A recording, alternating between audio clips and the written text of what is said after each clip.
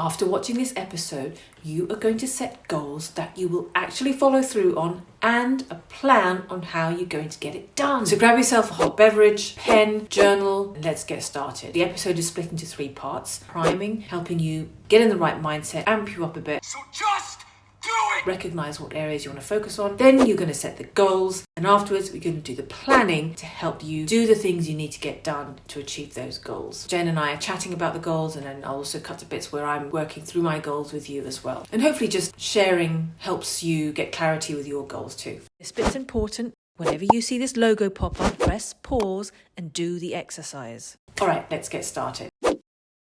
List 3 things you learned in the past year. It's hard, isn't it? Oh, What was that? I thought of one. Basically learning when to let go of something. Yeah, Because I basically decided to stop writing, maybe not forever, but indefinitely. yeah. So that I can make more space, mental space for art. That was a breakthrough. Jen was writing a novel. I learned how to edit better videos. I definitely.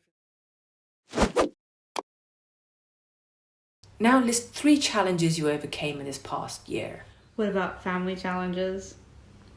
Oh, yes. That was huge. Oh, dear. That took up several years. Her family, not much. Yeah, my family, yeah. Just was finally put an end to an issue and stood up to someone in my family who used to use me as a doormat. That was...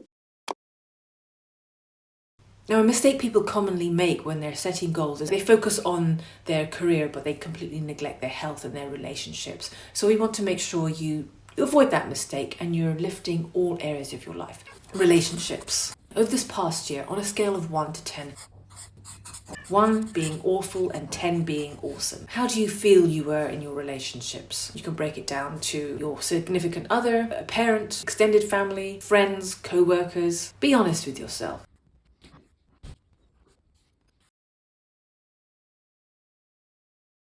Why didn't you pick a higher score? Answering this question, it's not about beating yourself up, bringing to your awareness areas of improvement. So even if you scored an 8 or a 9, which is good, how can you make it a little bit better? Adventures. I know we're all in various stages of lockdown and we couldn't do much, but there are still ways to be adventurous, like trying new food, walking in a different part of your neighborhood, meeting new people. So how would you rate yourself? Why didn't you pick a higher score?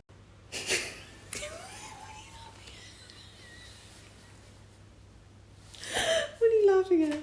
They don't cut Brussels sprouts. Oh yeah, she cut herself. She never cuts herself. Your environment, that includes your home, your workspace, the place that you spend your time. How would you rate yourself in terms of maintaining an environment that lifts you up instead of pulls you down? Why didn't you pick a higher score?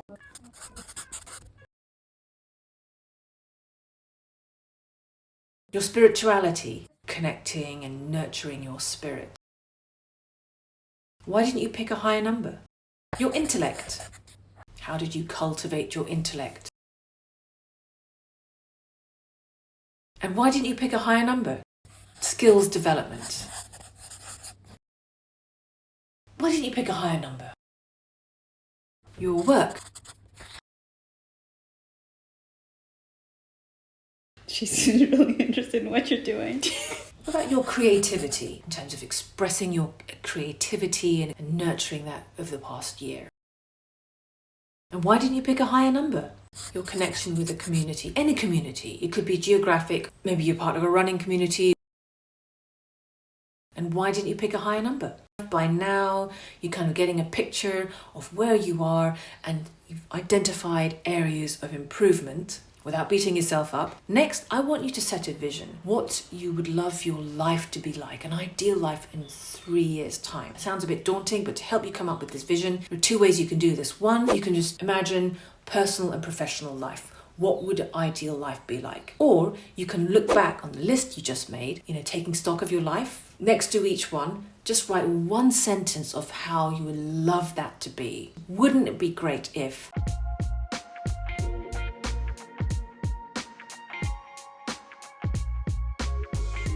When you write this vision, do not think about how, because if you think about how it might be done, that's when we start limiting ourselves.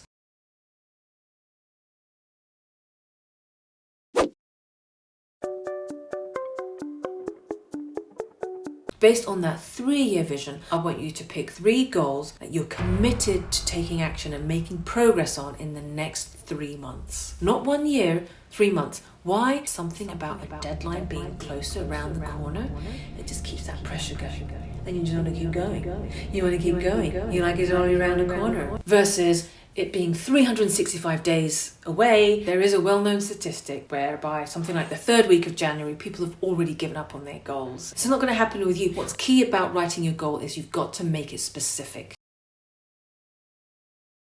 Like, okay, if I just say make art. Yeah, that's not very specific. A nice specific one would be 4 coffee shop series, or come up with X final designs for X. What if I don't know what series yet I want to come up with? Yeah, well, that would be one of the things you do along the way. So let's say come up with a new series, and there are 5 or 6 in that series. Yeah.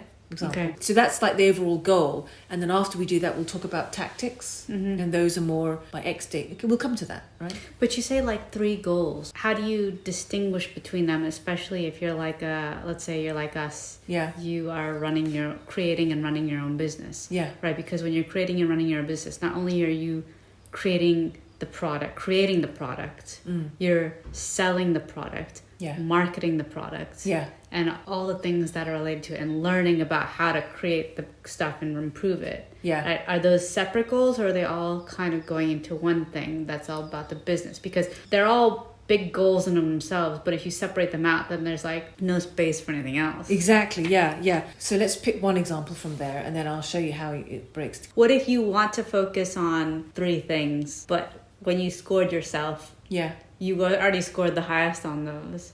Yeah. Because your natural tendency is to always work on those things. Yeah. No, but that's fine.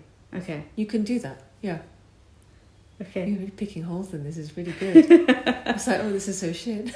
Yeah, I mean, I think, I don't know if it's worth mentioning, but hey, we've been doing goal setting together for about at least 5 years now. Yeah, if 5 not years, longer. yeah. This is a thing that takes practice. Yeah. It's like journaling. I would consistently make goals that were either way too small and granular or just way too big for a year. And now we're doing 3 months versus a year, but even then, we're tending to overestimate what we could actually achieve. Yeah. And it's like every year you get better at understanding what you can realistically achieve in a certain time period. Yeah. Don't worry about whether you set it too big or too small, because in 3 months we will course correct. Okay.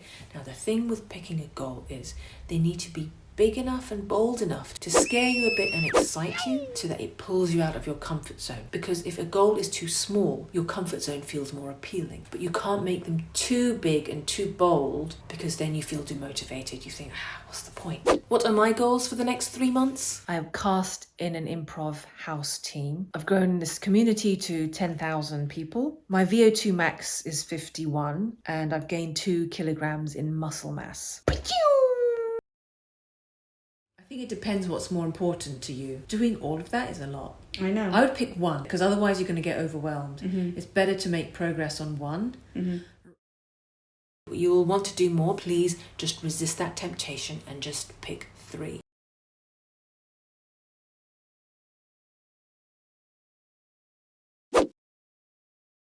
This is how we do it. Get it done, stay the course. First goal, list the most important activities I need to do in order to move the needle and make progress on my goal. And what's important is an action also got to be time bound. Improv comedy house team, practice weekly. I need to feed my imagination and feed my creativity, so I need to read more. I didn't read enough, so read for 1 hour a day. Journal and brainstorm, so I build some muscle memory, because a lot of the inspiration I see around me, I tend to forget. So writing it down improve active recall, work more on my craft. I've signed up for a class which I will complete. It's called Narrative Improv. So I'll finish that by the beginning of March. Now notice these activities are like habits. Now a mistake people make when they set goals is they'll say things like, one of my goals is to wake up early, read more. These goals are uninspiring and vague. Wake up early. And then what? Instead, make your vision more exciting, more compelling, more enticing. So for example, for me, another one of my goals is to grow this community by 10,000. I have to wake up early to make more time so I'm at my best, more productive, more creative when I do make time to wake up early. I've been terrible. It's past 6 months. I've probably been waking up at 8 o'clock. Sometimes 9, and I want to change that. So I'm not making waking up early a goal. Consistently waking up early is serving a bigger vision. I just want you to distinguish between the two. So you've written one goal, tactics. Now answer this question. What will be different for you once you've achieved that goal? The more I look after this body, the more I can give to people, the more I can be present and be my best self, the more energized I can be. What excuses would you make to stop you from doing it? There'll be days when I just don't feel motivated to do it. What will you tell yourself to overcome this so you do the work? Put your shoes on or just run around the block 1 minute. And I found when I do give myself permission to do less and I do less, I end up doing a bit more. What are the things you will stop doing and stop focusing on so you can focus on doing the work and taking action? List your second goal. List the tactics that will move the needle in achieving your goal, and then write down the time. What will be different for you once you've achieved that goal? What excuses would you make to stop you from doing it? What will you tell yourself to overcome this so you do the work? What are the things you will stop doing and stop focusing on so you can focus on doing the work and taking action? Now list your third goal. Groundhog Day.